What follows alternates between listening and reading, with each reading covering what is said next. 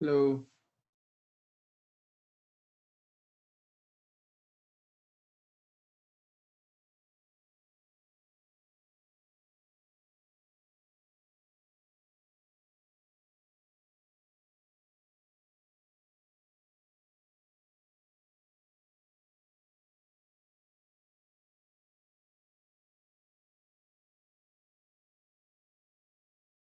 Good afternoon and welcome to today's webinar, San Diego and Imperial Counties Count 2020. My name is John Dobard and I'm the director of the Political Voice Program at Advancement Project California. For those unfamiliar with our organization, Advancement Project California is a multiracial civil rights organization that works alongside community partners to transform public institutions and shift investments to achieve racial equity. We do this work primarily through policy advocacy on 4 issues.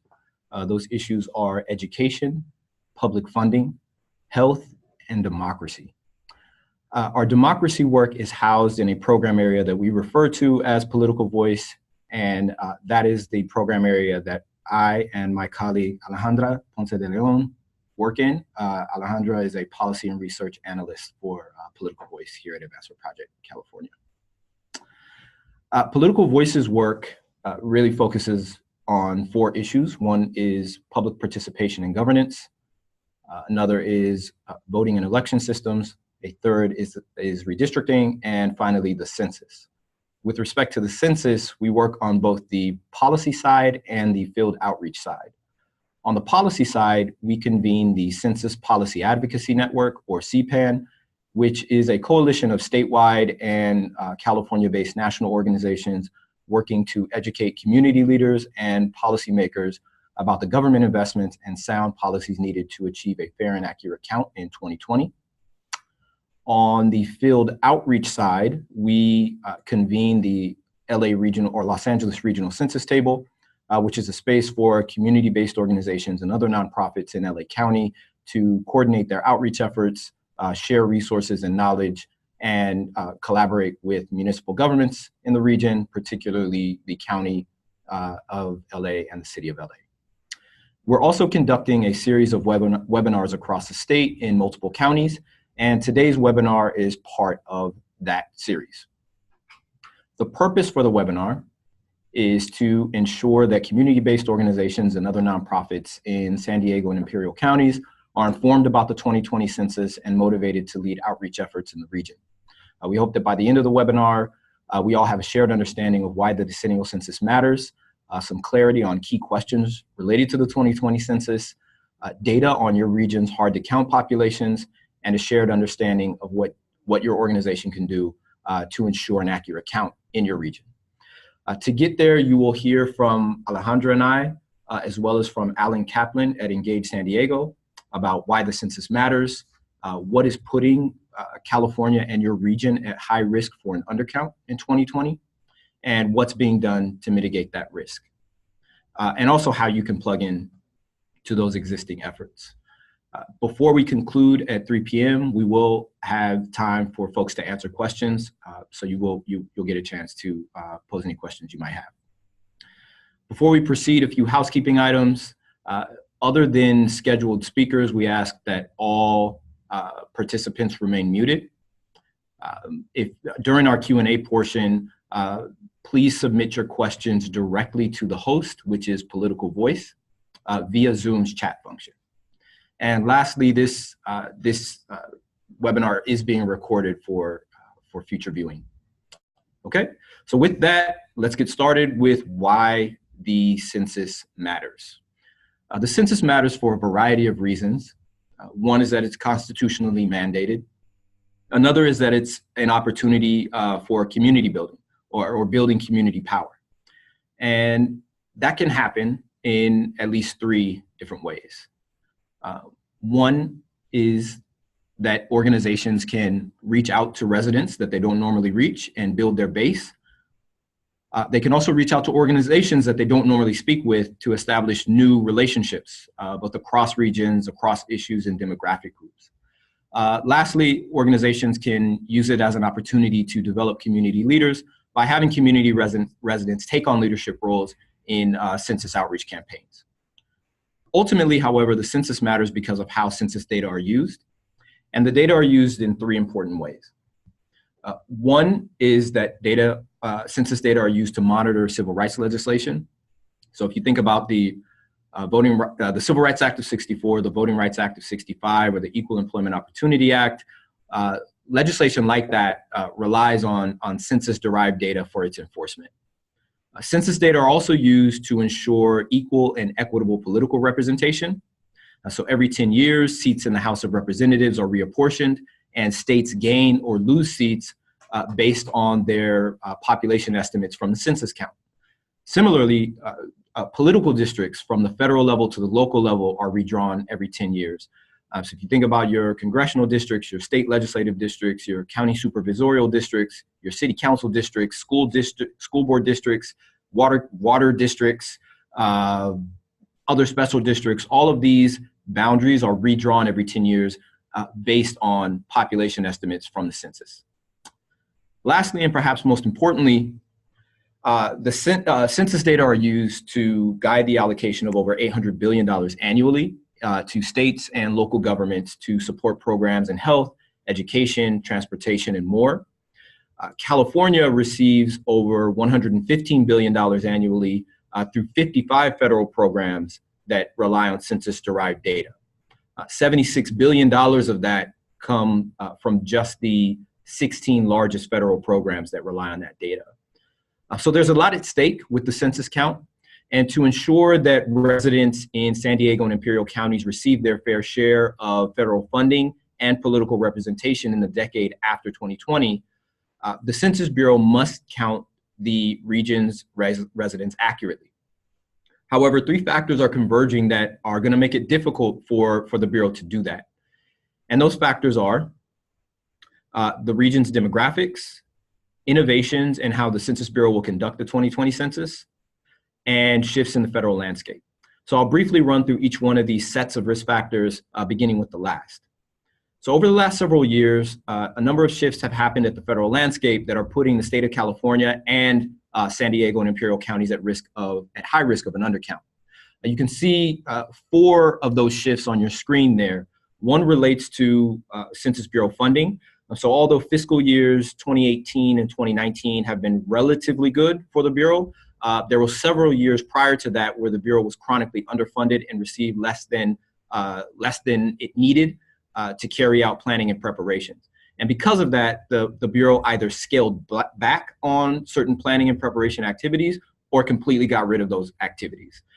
So funding or underfunding has already impacted the Bureau's ability to properly plan and prepare for the 2020 census. Additionally, although a permanent director was sworn in in January, the Census Bureau was without permanent leadership or a permanent director for a year and a half prior to that, and therefore without a respected leader that could advocate for what the Bureau needed on both the Hill and in the White House. Beyond these departmental or administrative issues, there have been some policy shifts. One is related to federal immigration policy. So as many, if not all of you know, President Trump issued some executive orders related to immigration, which has resulted in increased immigration enforcement and has resulted in expanding the scope of who counts as a priority for deportation. Such actions have helped to generate fear in immigrant communities, and that should be of major concern for us here in California, because that fear can depress census participation rates. And anything that depresses participation rates among immigrant communities in California could have an adverse effect on California's overall census count. Similarly, President Trump has issued some executive orders related to the banning of entry from folks from predominantly Muslim or majority Muslim countries. Actions like these and a rise in Islamophobia have helped to generate fear in Muslim communities. And similar to what we're seeing in the immigrant community, anything that could potentially depress rates in Muslim communities should also be of concern for us here in California, given that we have a large Muslim community. So anything that depresses Muslim participation rates could have an adverse effect on our overall census count. Well, this is something that these sets of factors, or this set of factors, as I mentioned, is putting us at high risk, but the risk is exacerbated by another set of factors that have to do with how the Census Bureau is going to conduct the 2020 census. In an effort to comply with a congressional mandate after the 2020 or 2010 census, to conduct the 2020 census at a cost per household that doesn't exceed the cost per household for the 2010 census, the Census Bureau has been in the process of developing and implementing what it refers to as 4 innovations. And you can see those innovations there on your screen. For the sake of time, I'm just going to draw your attention to one, and that's the internet as primary mode of self-response. As many, if not all of you've heard, this will be the first online census. And what that means is that the Census Bureau is going to be encouraging as many people as possible to reply or respond online. It does not mean that's the only mode. Community residents will be able to reply via paper questionnaire and telephonically, but the Bureau will be encouraging as many folks as possible to respond online. Another shift in the administration, which many of you have probably heard, is the addition of a citizenship question. Last year, the Commerce Secretary, Wilbur Ross, directed the Census Bureau to add a question about citizenship to the 2020 Census Questionnaire. Both before and since that decision, there's been strong opposition to the inclusion of such a question. What should be noted right now is that there are several lawsuits against the Commerce Department and the Trump administration. And we received the first judgment or first ruling on this issue in January, when a district judge in New York ruled against the Trump administration and directed the Census Bureau to halt preparations to add a citizenship question. The Trump administration quickly appealed that ruling. It also asked the Supreme Court to expedite a review of the lower court's decision. The Supreme Court has granted that request and is scheduled to review the lower court's decision in mid-April. So that's where things stand on the citizenship question. It's still up in the air. We have to see what the Supreme Court decision ultimately ends up being. But the Census Bureau has indicated that it needs a decision by June, because that's the point at which it needs to begin printing paper questionnaires. Happy to answer more questions about the citizenship question during the Q&A portion, but we're going to move on now to the last set of factors, which have to do with our state's demographics. So California, our demographics pose a significant risk factor for us, and our demographics are actually what put us at the highest level of risk. And the reason for that is that it has to do with what's popularly referred to as hard to count, or HTC populations. And the state of California recognizes 15 HTC populations, and you can see those populations on your screen. If you actually count them, you'll count 16 on the screen, and the reason for that is that we separate Asian Americans and Pacific Islanders. The state lumps them together. So California is the hardest to count state in the country, and the reason for that is that we have a high concentration of HTC populations. If there's an HTC population in this country, we have it, and we have those populations in very high numbers. CPAN estimates that a minimum of 16.2 million Californians are hard to count. And San Diego and Imperial counties have a sizable portion of that number. And we have some hard to count estimates for both counties. And you can see the estimate for San Diego there on your screen. A little over 1 million residents in San Diego at a minimum are hard to count based on our estimates. And you see that number broken down by race and ethnicity. You also see it broken down by those living within hard to count census tracts that have a certain score on what is known as the California HTC index, and those that live outside of those census tracts. So California, in order to help it identify what census geographies are going to be hard to count, has developed its own index and metric for that. It's called the California Hard to Count Index. It's available online, and we can share a link to that. We can share a link to it after this webinar. But we've identified the highest or hardest to count tracts, which are those that score have a score equal to or above 57 on the hard to count index. And so what you see in the second column are population estimates for individuals in San Diego County who live in those particular census tracts. In the third column, you see population estimates for those in San Diego County who live outside of those census tracts, but who we think are still hard to count. And we think it's important that in understanding the hard to count problem, that people take that dual perspective. Understanding it from a geographic perspective of where folks live, but also understanding it from a population perspective of the fact that there are people who are part of populations that are hard to count. To identify those people who live outside of the hard to count geographies, we and our partners try to identify variables or factors that are most likely to make individuals of a particular demographic, racial or ethnic group hard to count. And so what you see in the third column are population estimates for Latino non-citizens, non-Hispanic whites living below the poverty line, Asian Americans with limited English proficiency, and Black/African Americans living below the poverty line. For American Indians, Alaska Natives, and Pacific Islanders, what you're seeing there is just the remainder of the total population. Since both of those populations are relatively small and just generally hard to count, we didn't think it made any sense to identify one or a few factors that would make folks hard to count. So what you see there, again, is just the total population for both of those groups, but broken down by those that live within hard to count census tracts and those that live outside of those census tracts. As I mentioned, we also have those estimates for Imperial County, and you can see those there again. So you have roughly 133,000, again, broken down by race and ethnicity, and those living within and those living outside of those hard to count tracts. Now we know some of the reasons, some of the common reasons for why or what makes a population less likely to participate, and all of those boil down to barriers. Some of the common barriers are there on your screen. They include uncertainty about the purpose and use of census data. So there are a lot of residents who don't know that there's a census count every 10 years and also don't know why that count's important and how it impacts their lives and how census data are used.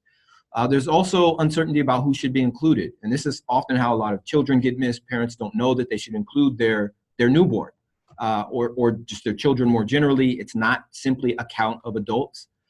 Fear and mistrust of government that's a barrier, as well as limited English proficiency. So for those in San Diego and Imperial counties that are concerned about residents receiving their fair share of political representation and federal funding in the decade after 2020, the challenge is really helping about 1.2 million residents in the region overcome these and other barriers to participate in the census. And to give us a better sense of where the hard to count are, I'm going to turn things over to my colleague, Alejandra.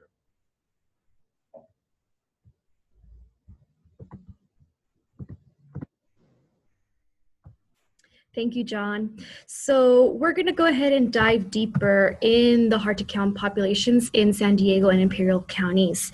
So we conducted a data analysis of the hotspots, basically the census tracts that are scoring very high on what is called the low response score scale, or the LRS. So basically tracts that are scoring 30% and above. Given the time constraints, I will be presenting a sample of our analysis that focuses on these very high LRS census tracts. So I just wanted to first make a distinction between the data source that John utilized just a moment ago on the hard to count population estimates and the data source that I used for this section. As John stated, he based his population estimates on the California hard to count index. So this is data that actually just became available, I think, last week. So for my analysis, I actually utilize the Census Bureau's response outreach area mapper, as you see here on your screen. And I've also included the link for folks to go in and play with it so that you can kind of look at the data source as well. So the LRS, or the Rome census data, captures the low response scores for each census tract across the country. And basically what it captures are the percentages of households that are predicted to not self-respond back to the census. So essentially it's capturing the hard-to-count populations by geography based on a variety of variables, about 26 variables, which include age groups, rent or occupied, housing, median household income, poverty level, race, ethnicity, and other variables. So the California Hard to Count Index is based on similar data sets as the Rome data, but it's not the exact same variables. So even though they present slightly different data information, both sets of data do overlap significantly. Again, due to the limitations that this just became public last week, I wasn't able to use the California Hard to Count Index for my deeper analysis for this section. But the information that I was able to get from Rome will still provide you with a comprehensive picture of your hard to count populations at the city and census tract level, and thus just inform your outreach strategies and plans. So again, here's information about the low response score and what it consists of. So in our analysis, we looked at all of the census tracts that scored, again, 30% and above on the LRS. And then we narrowed our analysis on the top 25 census tracts. So either top 25 based on the LRS, top 25 median household income, race, ethnicity, English proficiency, foreign born, and so forth. So our analysis of the top 25 census tracts for each of these demographics was done both by percentage and also by raw numbers. And so all of that data, we will be sharing it after the webinar. So I will be emailing all of you the information with those data sets for you to utilize later on.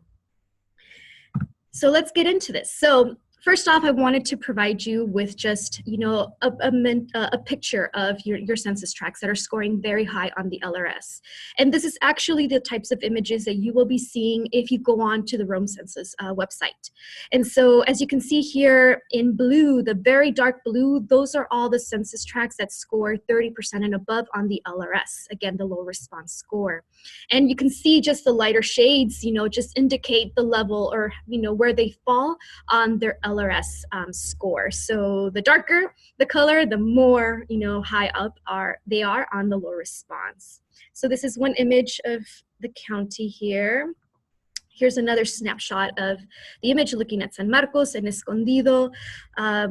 Again, we wanted to share these images, especially for folks that are based geographically in certain areas or work in certain communities, just to kind of have a sense of how the very high LRS census tracts overlap where you're based in and where you work at. So here's some other images of San Diego County. Again, you can see a big concentration here around the city of San Diego, National City. And then here's a little bit more zoomed in on Chula Vista and further down, Imperial Beach. We also have images of Imperial County. And so as you can see, just the chunks of census tracts that are within the very high LRS, but then you can also see the surrounding, the next kind of tier down in terms of LRS, the teal color, those are considered high LRS, so it's pretty significant. Here's just a closer look in the Imperial County around El Centro and Calexico. So again, this is just to give you a snapshot of, just this, what geographically where the hard to count populations are, the hotspots basically. So moving on, so within San Diego County and Imperial County, I wanted to provide you a picture of just the breakdown of the very high LRS census tracts by city and unincorporated area. So you can see in San Diego has a total of 77 census tracts that are scoring very high, and Imperial County has 12 census tracts that are scoring very high. You can also see by city and area, where the concentrations are, for each of the counties. So City of San Diego by far has the most with 43 census tracts, and followed by Chula Vista with 8. For Imperial County, you can see El Centro and Calexico having a greater number of census tracts. this is again just information so that you're able to think about how, as you're moving forward with your field outreach, you know, the census tracts that you definitely would need to prioritize given where they're scoring on the LRS.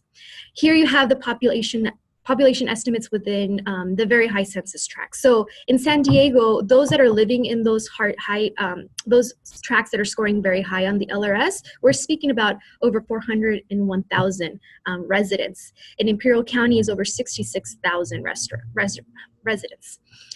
You can also see the breakdown of just how many folks in total live below the poverty line, how many are Latino, Black, African American, Asian American, and so forth, and also foreign born. A special note for Imperial County, within those census tracts that are scoring very high, there were no Pacific Islanders that the Census Bureau identified. So next, I wanted to give you the top 10 census tracts. And these are the top 10 based on their LRS score. And so as you can see here, San Diego, the one that's scoring is the number one here is, it's in the tract 99.01. And this is the kind of like the area around the peninsula that's around the Naval Base Point Loma and Cabrillo National Monument. So just to give you a sense of that's the one that's scoring number one. For Imperial County and Plaster City, that encompasses the cities of Salton City, Cane Springs, Dixieland, Plaster City, and Ocotillo. So that whole area is actually within that tract. The next census tract is for the Latino community. And so here in San Diego, actually it takes, you know, the city of San Isidro is actually in first and second place. For the number one in tract 100.13, that's the central area of San Isidro. In Imperial County, the one that's taking number one is tract 115 and in the city of El Centro. And that's the area around Frazier Field to the north part of that tract, and then towards the south around Adams Park. So again, just to give you a sense of that. Don't freak out that I'm not, you know, that you're not able to see all the geographic descriptions of each of these. I will be providing it as part of the handouts that we will be sharing after the webinar. One thing that I wanted to uplift is that these, you know, with the Latino community and the next top census tracts, we're going to be sharing just a sample of based on the racial and ethnicities. One, because a lot of organizations, you know, tend to focus on particular communities, so racial demographic communities. And so we wanted to at least give you those breakdowns today as a sample, just to get a sense of, you know, where those concentrations are.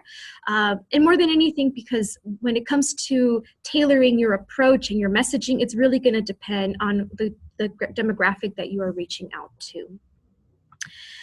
So moving on, so the top 10 census tracts for Black and African Americans. So here you can see that the number one in the county of San Diego is in the city of San Diego in tract 2709.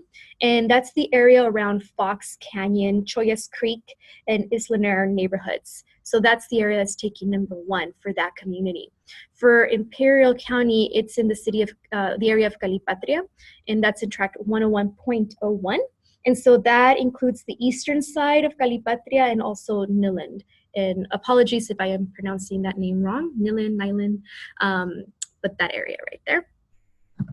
Next is the top 10 census tracts for Asian Americans. And so in San Diego County, the top two are again taken by the city of San Diego. The number one being tract 8363, which is west of the Doyle Community Park and east of La Jolla Village neighborhood. For Imperial County, it's actually the city of Brawley. And so it's the whole area around the Brawley Municipal Airport in particular. Next, we have the top 10 for American Indian Alaska Native. And so in the city of San Diego, that one is taking number one in tract number 66, which is known as the Midway District, is where you have the biggest concentration. In Imperial County is in the city or the area of Anza, and that's where the 111 and the 8 freeway meet. And it also includes Hever, the community Hever. Next up is the top 10 census tracts for Pacific Islanders. So again, Imperial County, for those census tracts that are scoring very high on the LRS, there were no Pacific Islander population. But in San Diego, it's in the city of San Diego, tract 3304, and this is the area around Chollas Creek Village neighborhood, Chollas Creek Villas neighborhood, where they are the number 1. Now, I wanted to kind of switch gears and talk to you about, key census tracts for each of the county that I really wanted to uplift for folks. One, because these are census tracts that have a variety of demographics where they actually are scoring on the top 25 based on either percentage-wise or raw numbers of containing those population sets. But it's also a way of giving you a picture of just the complexity within each of these census tracts. So here in this tract number 66 in the city of San Diego, again, this is the area. It's kind of a little bit hard to see, but it's highlighted in like a neon blue, the boundaries. Again, this is the area around the Midway District. And so as you can see here, this census tract is number 1 when it comes to children 0 to 5 percentage-wise, as well as for American Indian, Alaska Native percentage-wise, and renter-occupied percentage-wise. And you can see just even some of the other demographics that are also present in this census tract. The next one to highlight in San Diego is Camp Pendleton, tract 187. So this one's a very interesting one, and it's really about, just informing, your plans, hopefully to reach out to Camp Pendleton, to ensure that they get counted. But this tract is number 1 for renter-occupied, percentage-wise, children 0 to 5, raw numbers, Latino raw numbers, Black African-American raw numbers, and American Indian, Alaska Native raw numbers. So it does call, for folks to really think about this census tract as part of your outreach plans as well, and being able to connect to that site. Next up in San Diego County is National City, tract 11802. And so this is the area it's like the northern area around Foodland Mercado. And so you can see it there highlighted in neon blue. It's like right up next to the 805 freeway right there. So this one is number 1 for foreign-born raw numbers. It's number 4 foreign-born percentage-wise and Pacific Islander raw numbers. But you also have some other demographics present here as well. So now going to Imperial County, so we have here Census Tract 101.01 in Calipatria. Again, this area includes the eastern side of Calipatria and Nyland. And so here, this one is actually number 1 for Black African-American, both for percentage and raw numbers, and it's also number 1 for being renter-occupied percentage-wise. But you can also see that it's number 3, for Asian American, both percentage and raw numbers, and also for American Indian, Alaska Native percentage and raw numbers. Next up is in the area of ANSA, tract 113. So it's that big chunk right there. It's highlighted in neon blue. And so this area, again, it's the area where the 111 and the 8 freeway meet. And so here it's number 1 for having children 0 to 5 percentage-wise, as well as American Indian, Alaska Native percentage-wise, and raw numbers. Children 0 to 5 raw numbers, and Latino raw numbers, foreign-born raw numbers. So this is a particular census tract. Definitely want to encourage folks to pay attention and to prioritize within your outreach. Next is in El Centro. And so this area, tract 115, again, is the area around Frazier Field in Adams Park. And so this area right here is number 1 for Latino percentage-wise, and also number 1 for having households where no one speaks English very well. And so this is, again, there's a variety of different demographics that are present in this census tract as well. So even like be number 4 for lowest median household income, be number 3 for being below poverty raw numbers.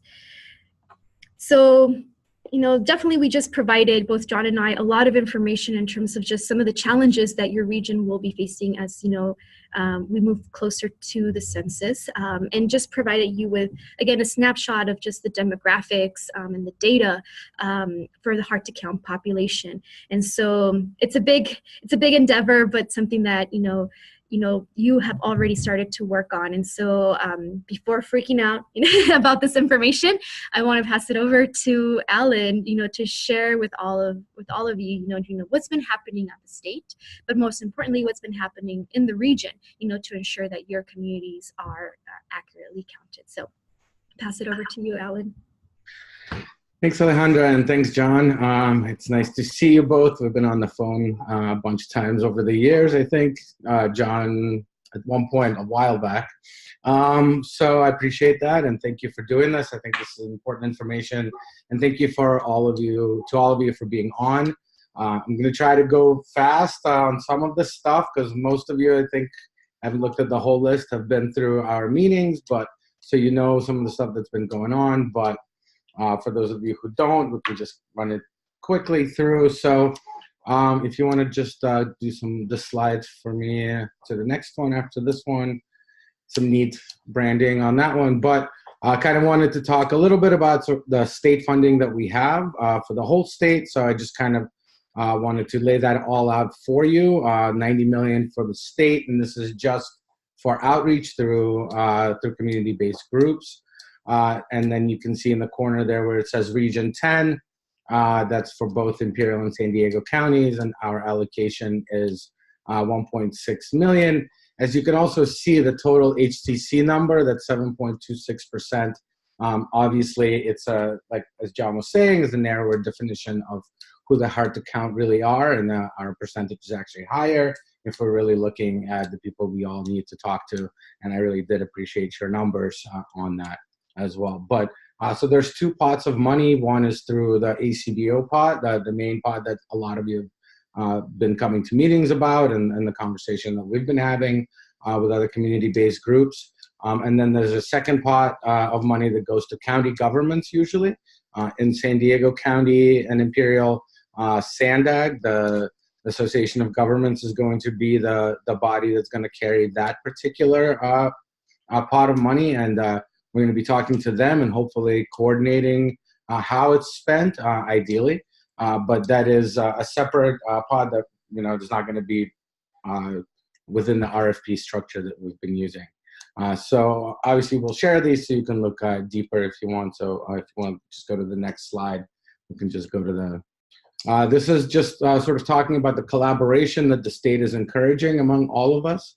California is pretty good considering a lot of other places. So they're really kind of hoping that we all work together. Part of that is reflected in the fact that they're encouraging one RFP per region. Part of that is reflected in that they really do want us all to kind of come together and do this work together. So if you want to go to the next one, we'll go sort of talking a little bit about what Count Me 2020, our sort of local campaign, has been doing. This slide sort of talks about what we originally thought we could do if we came together as a group. As some of you know, we worked with San Diego grant makers and San Diego leaders to pull together a meeting of all of us in the beginning to really kind of get the conversation rolling among the community groups to make sure that we are prepared and ready to go to work.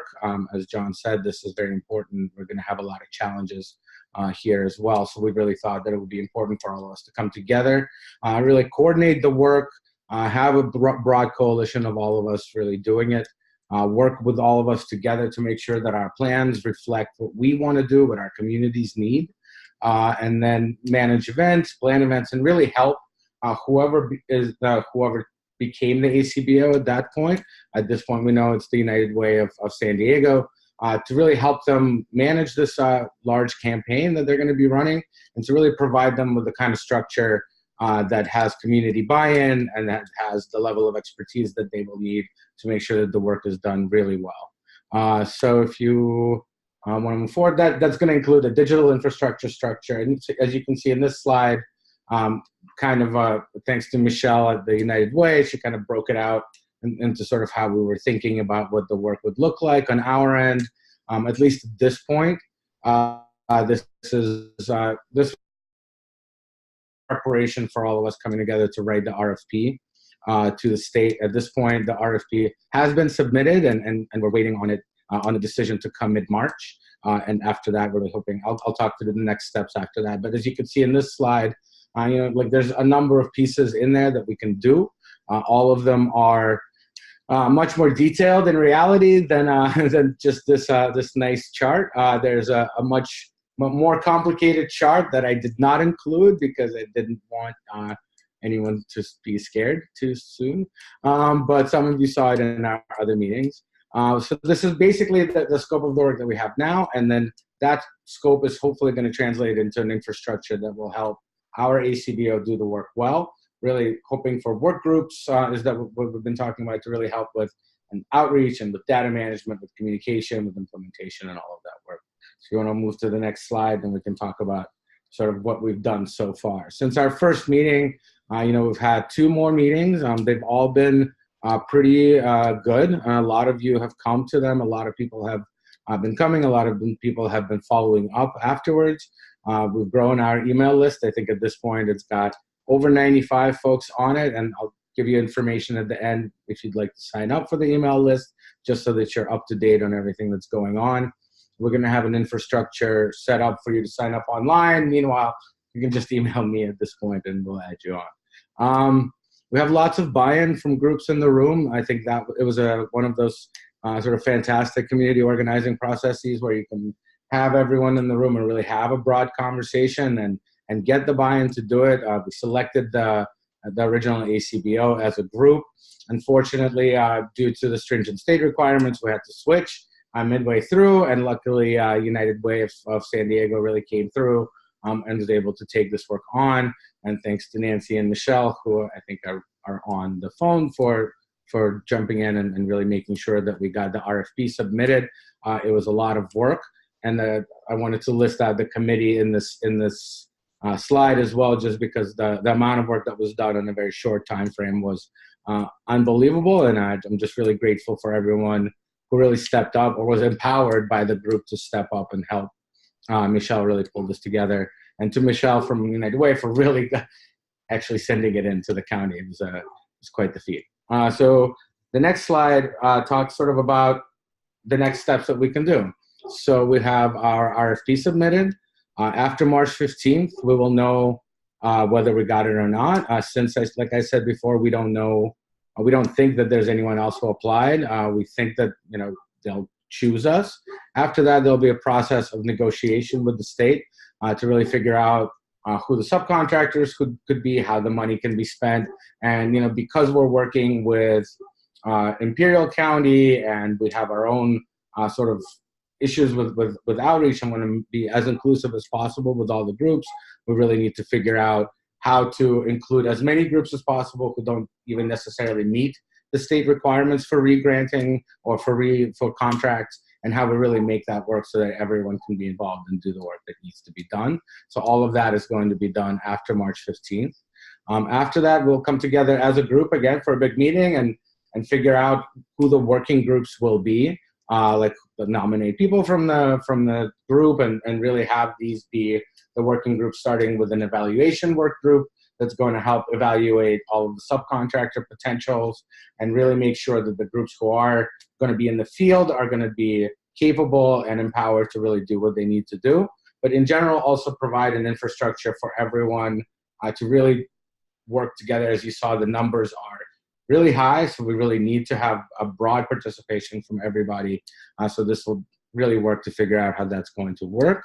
So the meeting will be in March. After that, if we sign the contract by April 1st, according to RFP, not sure if that's actually going to happen on that time, then the contract will go into effect with the United Way of San Diego being the primary ACBO, who's going to be making the final calls on re-grants, on subcontracts, and really writing the checks and making sure that the work is coordinated, doing the reporting to the state, which is going to be some pretty stringent rules in there.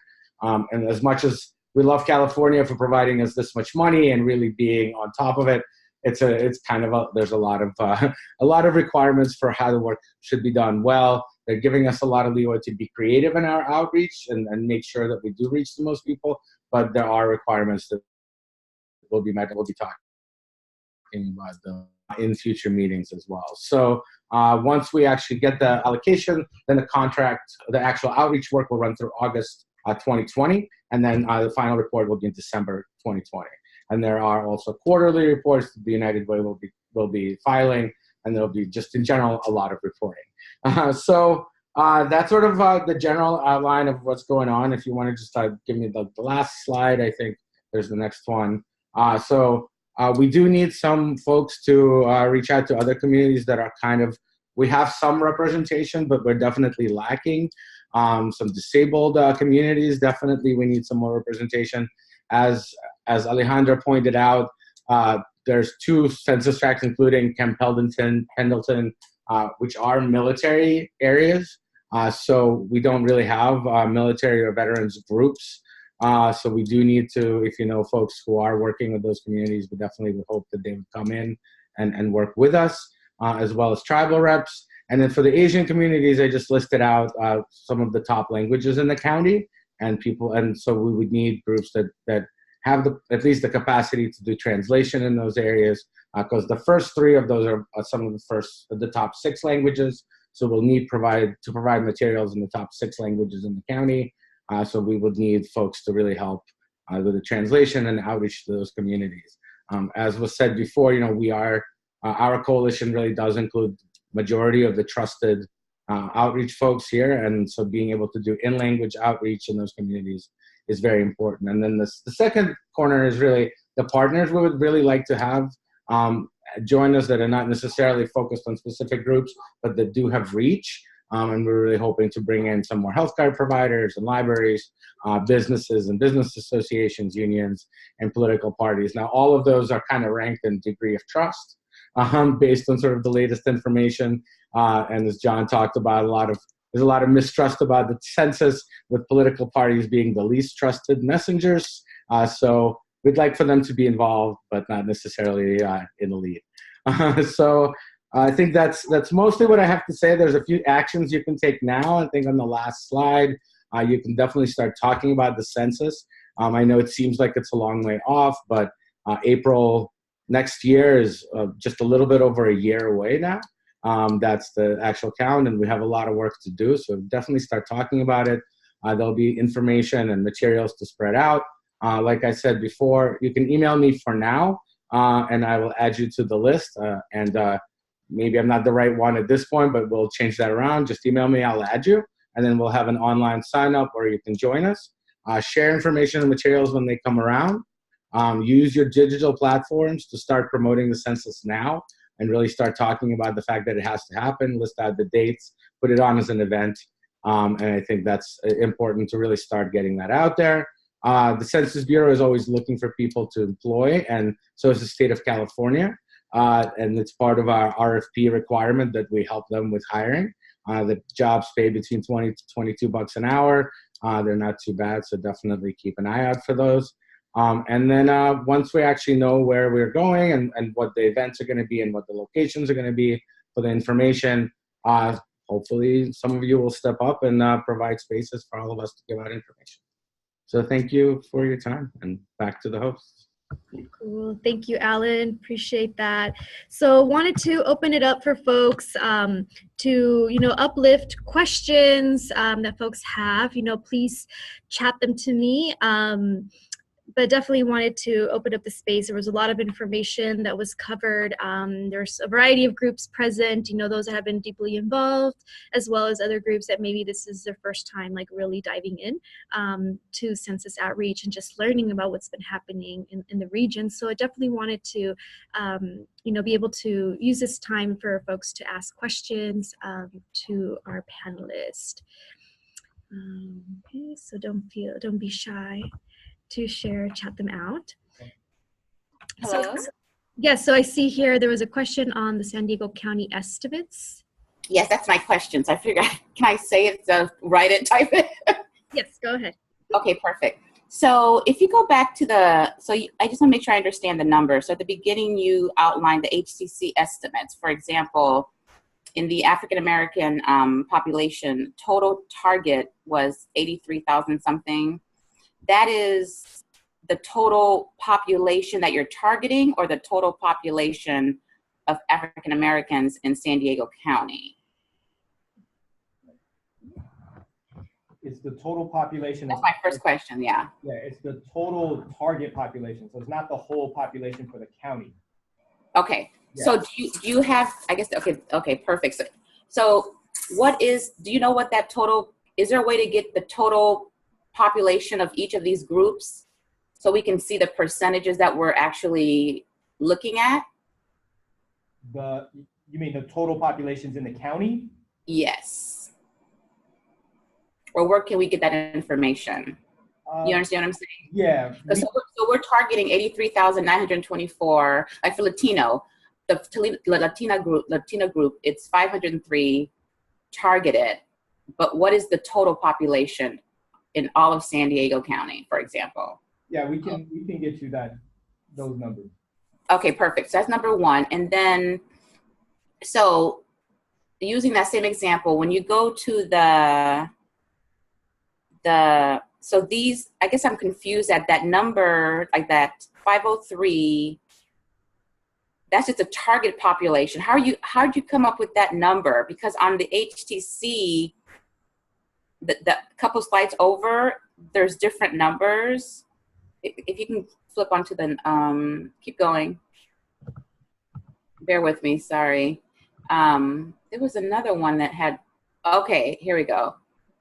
Yeah. So what's that number? That's a different number. So 250,000, what is that number? So the population estimates that you saw in the tables in that earlier slide come from population estimates based on an analysis that aligns with the California HTC index. That is California has its own metric to identify the hard to count. The Census Bureau has a different metric to identify the hard to count. California is using the California HTC metric, which is based on an analysis of 14 variables. The Census Bureau uses what it calls the low response score, which is based on an analysis of about 24 variables. So the low response score is based on people who have actually responded? No, the low response score is meant to be predictive. It predicts the percentage of households in a census tract that they expect to not respond. Okay, so both of those, so California 850 or whatever, and this one is 250. They're both measuring the same thing, but in different ways, using different indexes. Right, and so this is why. Wow, that's a big. So last time around, there were very few mapping tools and resources available. This time around, we have a proliferation of those things, and the problem is that they're not all aligned. So the Bureau has a mapping site and its own metric. The state of California has its own mapping site and its own metric. Even LA County actually has its own mapping site, and they're not all using the same metric to identify the hard to count. And so actually for previous webinars, we've only relied on the low response score and Census Bureau Rome data. And if you use population estimates based on that, you will actually get a higher estimate than you will with California HTC. And that. I'll just note that you will get different population estimates. Right, because I mean, the reason why we're now presenting both is because the state is moving forward with the California HTC index. It's that metric that it used to allocate funds. It's not using census data. Metric, right? So it's using its own metric. That is the metric it used to allocate the funds.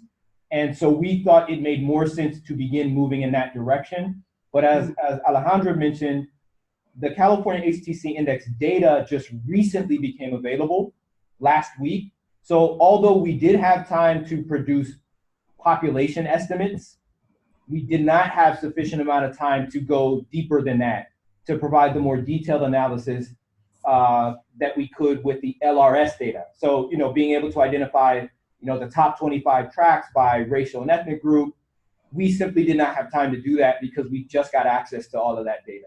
And that's fine. Is there a follow-up where you can provide the metrics that the California HTC is using versus the census that they're using? Yes.